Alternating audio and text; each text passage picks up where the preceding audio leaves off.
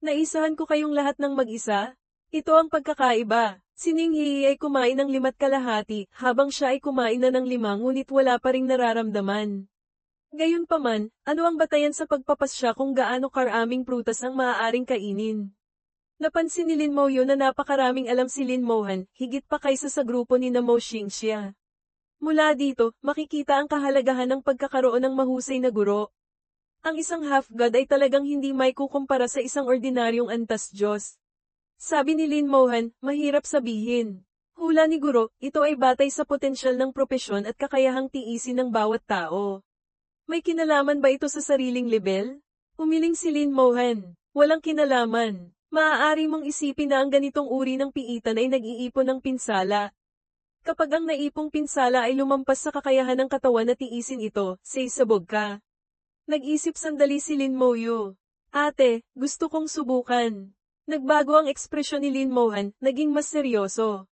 Hindi pwede, masyadong mapanganib. Sabi ni Lin Moyo, mas sigurado ako. Isa pa, mayroon akong soul imprint mula sa Dayanhan Temple, hindi ako mamamatay ng tuluyan. Tinitigan ni Lin Mohan si Lin Moyo. Magkasama silang lumaki, natural na alam niya ang ugali nito. Kapag nagpa siya si Lin Moyo, napakahirap siyang kumbinsihin. Sa totoo lang, alam ni Lin Mohan na pareho rin sila ng ugali. Sabi ni Lin Mohan, kung gayon, subukan mo. Pero may isang kondisyon ako, kailangan mong pumayag muna. Kung mabaigaw ka, pagkatapos mong mabuhay muli, kailangan mong magpakasal at magkaanak, hindi ka nagagawa ng mapanganib na bagay. Seryoso ka ba sa kondisyong ito, ate? Tiningnan ni Lin Moyo ang seryosong mukha ni Lin Mohan. Sige, pumapayag ako. Doon lamang pinayagan ni Lin Mohan si Lin Moyo. Sige, lumayo ka. Hahanda na akong pulutin ang bangkay mo. Hindi alam ni Lin Moyo kung matatawa o may iyak. Ito ba talaga ang ate niya?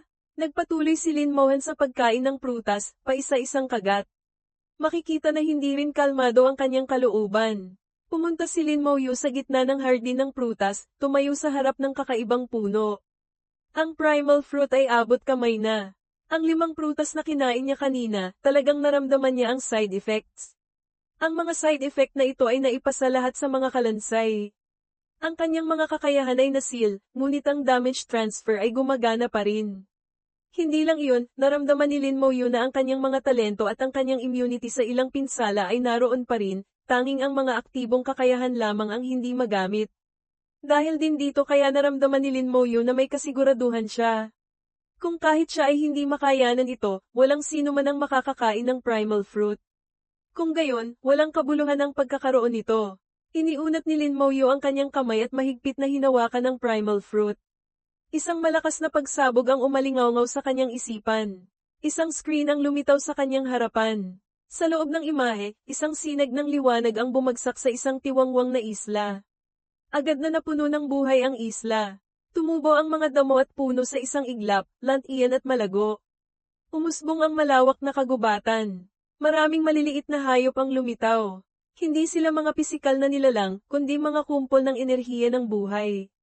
Pagkatapos, nakita niya ang isang puno ng prutas na tumubo, kamukhang kamukha ng puno sa kanyang harapan. Ang mga bunga ay nahulog sa lupa, lumilikha ng mga bagong puno. Ang mga bagong punong ito ay mas matangkad at mas malaki kaysa sa orihinal na puno. Sa huli, sa mga sanga ng puno, tumubo ang isang maliit na bunga, hindi kaakit-akit tingnan. Nawala ang imahe. Ang primal fruit ay nasa kamay na ni Lin Moyo. Napagtanto niyang nakita niya ang proseso ng pagkakabuo ng lupain ng mga ninuno. Ang hindi kapansin-pansing puno sa kanyang harapan ang ninuno ng lahat ng puno ng prutas sa lupaing ito. Ang nasa kanyang kamay ang esensya nito. Talagang hindi pangkaraniwan. Sinabi ni Lin Moyo na wala ang dialogue. Pagkatapos kainin ng primal fruit, agad itong naging katas at sumabog sa kanyang bibig. Agad na naging napakapangit ng itsura ni Lin Moyo. Nang inig ang kanyang buong katawan na parang nakuryente. Nag-aalalang nagtanong si Lin Mohan, anong nangyari? Naging kulay berde ang mukha ni Lin Moyo, magkasalubong ang mga kilay, isang salita ang lumabas sa pagitan ng kanyang mga ngipin, pait. Sobrang pait. Pait hanggang sa sukdulan. Kabaliktaran ng tamis kanina. Nanunumpa si Lin Moyo na hindi pa siya nakakatikim ng ganito Cap-8. Ang pait na ito ay parang kuryenteng gumagapang sa bawat nerve mula sa dulo ng dila, bawat daluyan ng dugo, kumakalat sa buong katawan. Agad pagkatapos, isang nakakatakot na enerhiya ang sumabog. Pagkatapos kainin ng primal fruit, binantayan ni Lin Moyu ang kanyang attributes. Noong una, pagkatapos kumain ng 5 high-grade na prutas, ang 4 na attributes ay nanatili sa 1,000. Ngayon, sa ilalim ng epekto ng primal fruit, ang 4 na attributes ay nagsimulang tumaas ng mabilis, 100 puntos bawat segundo. Sa isang iglap, lumampas na sa 2,000 ang attributes. Ang pait ay hindi nabawasan, nagpatuloy pa rin. Nanatiling magkasalubong ang mga kilay ni Lin Moyu. Nagtanong si Lin Mohan, kamusta? Anong pakiramdam? Umiling si Lin Moyu, isang salita ang lumabas, pait. Bukod doon, wala na siyang masabi pa. Sa mga sandaling ito, pakiramdam niya ang buong mundo ay mapait, kahit ang paghinga ay mapait. Nagsimulang lumitaw ang side effects. Malinaw na naramdaman ni Lin Moyu na habang tumataas ang attributes, isang malakas na puwersa ang tumatama sa kanyang katawan. Ngunit lahat ng pinsala ay sinipsip ng mga undead. Si Lin Moyu mismo ay hindi naapektuhan. Ang puwersang ito ay hindi masyadong malakas, ngunit sumasabog ito sa loob ng katawan, walang silbi ang anumang depensa. Sa madaling salita, maaari mo lamang tiisin ang ganitong uri ng pinsala mula sa loob palabas. Hindi ito nauugnay sa lakas ng depensa, napakahirap tiisin ito. Naramdaman ni Lin Moyu na walang sino man ang makakalaban dito. Ngunit para kay Lin Moyu, ang antas ng pinsalang ito ay binaliwala niya. Hindi pa ito kasing delikado noong kumain siya ng blood serpent meat noong kanyang ikalawang pagbabago ng klase. Tanging ang pait na ito. Sa huli, hindi na nakayanan ni Lin Moyu ang pait. Pumitas siya ng isang high-grade na prutas sa tabi at kinagat. Ouch! Pagpasok pa lang ng high-grade na prutas sa bibig ni Lin Moyu, naramdaman niyang sumabog ang pait. Ang tamis ng high-grade na prutas ay natabunan ng pait, naging mas mapait pa nga. Bakas ang pag-aalala sa mga mata ni Lin Mohan, ngunit sa mga sandaling ito, wala siyang magawa para tulungan si Lin Moyu. Ngunit nakikita rin niyang hindi naman nasa panganib si Lin Moyu. Nakahinga siya ng maluwag, ngumiti ng malumanay. Huwag kang mag-alala, Moyu. Kung hindi mo makayanan, ayos lang. Sisiguraduhin ni ate na buo ang bangkay mo. Tahimik na tiningnan siya ni Lin Moyu. Ate ko ba talaga to? Kailangan bang maging ganito kalupit? Lumapit din si Naning Yi at Moyon, nakitang mukhang nakakain ng mapait na ampalaya si Lin Moyu. Iniunat ni Lin Moyu ang kamay kay Ning Yi. May candy ka ba? Tumango si Ning Yi. Oo. Naglabas siya ng isang kulay berdeng candy at lihim na ibinigay kay Lin Moyu. Ngumisi si Lin Moyu, isinubo ito. Agad, ang pait ay humalo sa maanghang na lasa, tumama sa kanyang ilong, nilinis ang kanyang panlasa. Nasiyahan si Lin Moyu sa nakakagulat na pakiramdam na ito, tumulo ang luha. Sa pagkakataong ito, pinaghalong pait at anghang na hindi maipaliwanag. Nagtanong si Lin Mohan, anong candy ang pinakain mo sa kanya? Ikiniling ni Ning Yi ang ulo. Sinadya ko, maraming tao ang gumagawa ng wasabi-flavored bitter melon candy. Haha, hindi napigilan ni Lin Mohan na tumawa ng malakas, hawak ang tiyan. Mayroon palang ganitong klase ng candy. Nakakatuwa talaga. Narinig din ito ni Lin Moyu, ngunit sa mga sandaling ito, wala na siyang lakas na tumugon. Ang pakiramdam ng pagiging mapait at maanghang ay talagang napakasarap. Nagtanong si Ning Yi, Ate Han, kamusta na si Moyu? Tumatawang sinabi ni Lin Mohan, ayos lang siya. Sandali lang, magiging okay din siya. Talagang ayos lang si Lin Moyu. Lahat ng pinsala ay naipasa sa mga kalansay. Nasa level 45 na siya, ang kanyang summoning space ay umabot na sa 750. Mayroon siyang kabuoang 25 na undead legions, ang bilang ng mga kalansay ay lumampas na sa 19,000. Mayroon ding 25 na Voyu Toong Chun, Witch Doctor Generals, makapal na pader ng laman. Maliban kung kayang pasabugin ang side effect ng primal fruit silang lahat, kung hindi, huwag nang asahang masasaktan si Lin Moyu. Ang attributes ay tumataas ng tuloy-tuloy. Naramdaman ni Lin Moyu na ang isang segundo ay parang isang taon. Sa wakas naintindihan niya kung gaano maaaring maging hindi komportable ang sukdulang pait. Pagkatapos matiis ang 2 minuto ng pait, sa wakas ay tuluyang nawala ito. Bawat isa sa 4 na attributes ni Lin Moyu ay umabot sa 10,000. Mukhang hindi mataas, ngunit 10 beses itong mas mataas kaysa kay Ning Yi. Ang pinakamahalaga ay hindi ang attributes. Tulad ng sinabi ni Lin Mohan, ang nakatagong aptitude ang mahalagang attribute. Gayunpaman, hindi masusuri ang pagtaas ng aptitude. Ang benepisyong ito ay nagbabago ng hindi nakikita. Kahit ganoon karami ang itinaas ng attributes, walang naramdaman ng katawan. Nagmamadaling kumuha si Lin Moyu ng isa pang high-grade na prutas at isinubo ito, hinayaang damaloy ang katas sa bibig, tuluyang nililinis ang pait. Gayunpaman, natuklasan ni Lin Moyu na ang high-grade na prutas ay hindi na nagpapataas ng attributes. Ang 10,000 attributes ang sukdulan. Sa mga oras na ito, si Lin Mohan ay busog na rin, medyo umbok ang kanyang maliit na tiyan. Sige, tara na. Kumain si Lin Mohan ng 10 high-grade na prutas, ang kanyang attributes ay umabot na lahat sa 2,000, mas mataas ng kaunti kaysa kay Ning Yi. Tinawid ng 4 ang hardin ng prutas at lumabas sa ibang daan. Sa labas ay ibang dalesdis ng bundok. Dito rin ay may malalawak na hardin ng prutas. Ayon kay Lin Mohan, dito ay mayroon lamang mababa at katamtamang uri ng prutas, paminsan-minsan lamang makakahanap ng isa o dalawang high-grade. Hindi ito may kukumpara sa loob ng bundok. Pagkaalis nila sa kuweba, automatikong nagsara ang pasukan.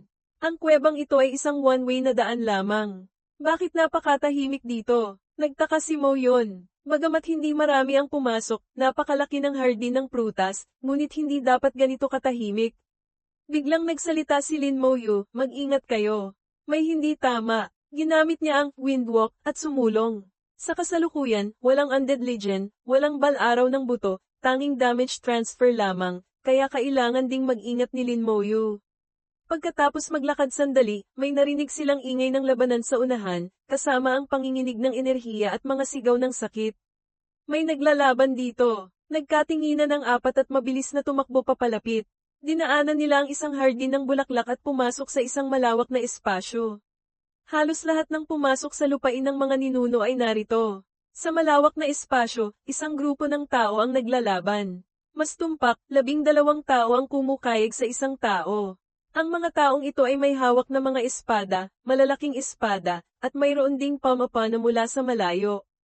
Ang kanilang mga sandata ay kumakatawan sa kanilang mga propesyon, mga knight, warrior, archer, lahat ay naroon. Ngunit malinaw na ang mga taong ito ay kumain ng prutas, ang kanilang mga kakayahan ay nasil, at ang kanilang attributes ay may malaking pagkakaiba. Lahat ng atake ay mga normal na hampas lamang. Ang taong kinukuyog ay isa ring knight, may hawak na mahabang espada. Nakatayo siya ng relax, mukhang casual. Isang wagayway lang ng kamay, ang mahabang espada ay makakapagpakawala ng enerhiya para itaboy ang ilang tao. Hindi siya kumain ng prutas. Isang sulyap lang ni Lin Moyu ay agad niyang napansin. Ang taong kinukuyog ay hindi kumain ng prutas, malakas pa rin. Sa kasalukuyang matinding labanan, para siyang pusa na naglalaro sa daga, pinaglalaroan ang grupo ng mga tao. Hindi kalayuan, may isa pang grupo ng tao na nakatayo at nanunood. Lahat sila ay mga mage type na propesyon, sa mga sandaling ito, wala silang anumang lakas sa pakikipaglaban. Sa lupa, may 2 taong nakahandusay pa, humihinga pa, marahil ay malubhang nasugatan. Nang lumapit ang grupo ni Lin Moyu, biglang tumawa ng malakas ang kinukuyog na knight. Sa wakas, kumpleto na ang lahat. Ang laro ng pusa at daga ay dapat nang matapos. Isang asul na liwanag ang lumitaw sa ilalim ng kanyang mga paa. Pagkatapos, sa ilalim ng mga paa ng lahat, lumitaw din ang mga asul na bilog ng liwanag. Isang malamig na aura ang bumalat. Iyon ang kakayahan ng Asher Light Knight Freezing Halo. Ang kakayahang ito ay maaaring mag-freeze ng mga kaaway, nagpapabagal sa kanila. Sa labanan, napaka-epektibo ng kakayahang ito, nagbibigay ng malakas na kontrol. Kapaki-pakinabang din ito sa pagpatay. Lahat ng narito, maliban kay Lin Moyu, ay naapektuhan ng freezing halo, bumagal ang kanilang pagkilos. Bakas sa mukha ng bawat isa ang kawalan ng pag-asa. Itinaas ng knight ang kanyang mahabang espada, itinuro. Matagal ko na kayong hinihintay. Naging seryoso ang mukha ni Mo yun. Asher Light Knight, siguradong taga-pamilyang Joe siya. Sabi ni Lin Moyu, hindi lang siya taga-pamilyang Joe, kundi isa ring matagal ng kaaway. Huwag kayong lumapit, ako na ang bahala. Pagkatapos magsalita, dumiretso si Lin Moyu pasulong, mahinahong nagsalita, Zhou Luosheng, hindi ako nagkakamali, di ba? Bahagyang natigilan si Zhou Luosheng, pagkatapos ay tumawa ng malakas. Hindi ko inaasahang makikilala mo ako, Lin Moyu. Magaling ka nga, malakas din. Pagkasabi nito, nagsimula siyang magbago ng anyo, hanggang sa tuluyang lumitaw ang tunay na anyo ni Zhou Luosheng. Tiningnan niya si Lin Moyu nang may puno ng pagkamuhi na tingin. Nagtataka ako paano mo ako nakilala. Sumagot si Lin Moyu, nagtataka rin ako paano ka naging asong ulol ng Mano Guild. Ikaw lang ba ang naging asong ulol o ang buong pamilyang Jonah? Nakilala ni Lin Moyu si Zhou Luosheng noong kara-rating pa lang niya sa Yuan Battlefield. Noon, nasa level 30 pa lang ito.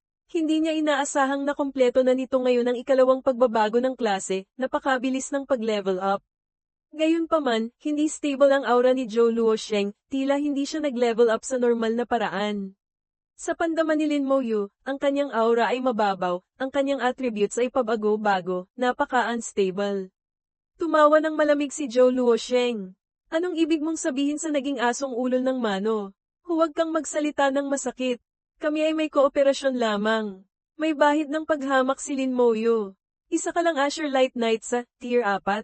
Anong karapatan mong makipagtulungan sa kanila? Tumawa ng malakas si Zhou Luosheng. Anong Azure Light Knight? Ako ngayon ay isang Holy Word Knight. Holy Word Knight isang mid-rank legendary profession, isang salita lang ang pinagkaiba, ngunit ang propesyon ay ibang antas na. Lalong naging baliw ang tawa ni Zhou Luosheng. Alam mo ba kung ano ang Holy Word Knight? Kahit sabihin ko sa iyo, hindi mo maiintindihan. Ipapakita ko sa iyo. Halimbawa, ganito. Pagkasabi nito, tumingin siya sa isang knight na umaatres sa malayo. Mula sa bibig niya, lumabas ang isang salita, hatiin. Kahit walang nakitang anumang kilos mula sa kanya, isang malamig na liwanag ng espada ang humawi, tumama sa kalaban. Sa gitna ng isang nakakahindik na sigaw, tumilapon ang knight at bumagsak sa lupa. Isang malalim na sugat na abot-buto ang lumitaw sa kanyang katawan. Baliw na tumawa si Zhou Luosheng. Nakita mo? Ito ang Holy Word Knight. Isang salita ay maaaring maging mahika. Bakas sa mga mata ni Lin Moyu ang awa. Sa mata ni Zhou Luosheng, ang Holy Word Knight ay tila ang rurok, ngunit ang ganitong uri ng tao ay hindi alam ang taas ng langit at lalim ng lupa. Sabi ni Lin Moyu, naging asong ulol ka ng Mano Guild, hindi ka kumain ng prutas, ang layunin mo ay patayin kami dito, tama? Tumawa ng malakas si Zhou Luosheng. Tama, nagpatuloy si Lin Moyu, ngunit ano ang pakinabang ng pagpatay sa amin? Lahat ng narito ay mga henyo mula sa malalaking angkan. Lahat ay may soul imprint. Kahit mamatay, mabubuhay ulit. Ang mga salita ni Lin Moyu ay nagbigay ng kaunting kapanatagan sa lahat ng narito.